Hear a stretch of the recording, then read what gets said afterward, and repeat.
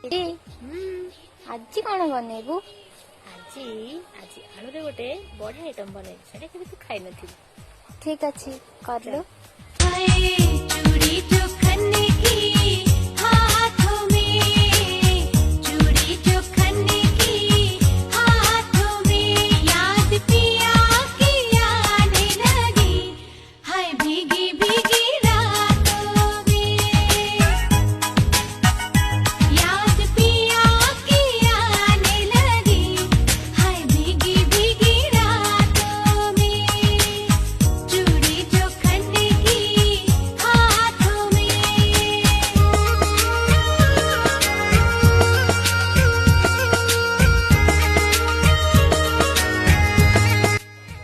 ନେ ଖାଇକି କେମିତି ହେଇଛି?